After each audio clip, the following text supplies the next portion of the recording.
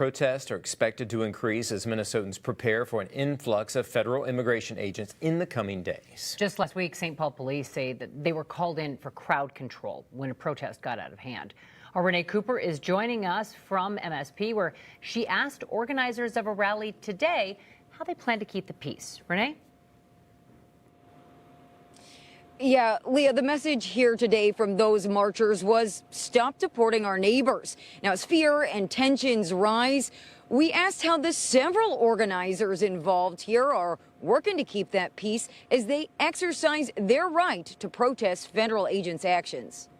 I was here yesterday recording video, and they were laying the shackles out on the icy tarmac. It was 15 degrees. Terrible. Nick Benson, here representing Minnesota 50501. He also works in commercial flight analytics and has been recording recently as Department of Homeland Security vans pull up and load people in restraints onto planes. I could see the agents getting off of the plane and unfurling these long shackles on the ground, and it was just gut-wrenching. An emotion-filled but peaceful protest. But last week, a protest of federal agents turned into a very different scene.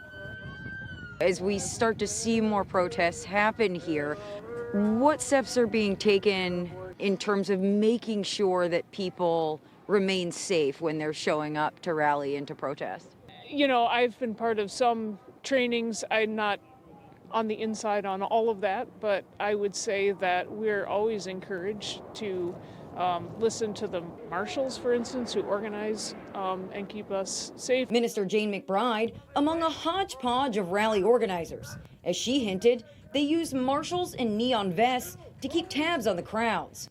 So, after talking to McBride, we caught up with Marshal Joe Lundequam. I guess what I'm getting at is, do the organizers of these protests and rallies have a responsibility to make sure it doesn't get to that point, to make sure that it doesn't get to a point where it goes beyond peaceful? There were a couple of spokespeople there from different organizations, and they made sure everybody understood this is a peaceful operation. Is there any effort to communicate between groups to make sure that messaging is clear?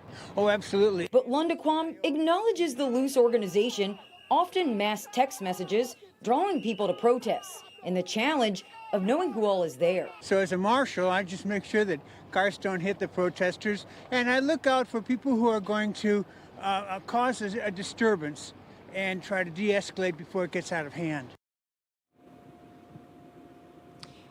Now, McBride tells me the messaging as she perceives it around these protests and rallies like you saw today is not to interfere, but more of a call to witness. Live at MSP Airport tonight, Renee Cooper, 5 Eyewitness News.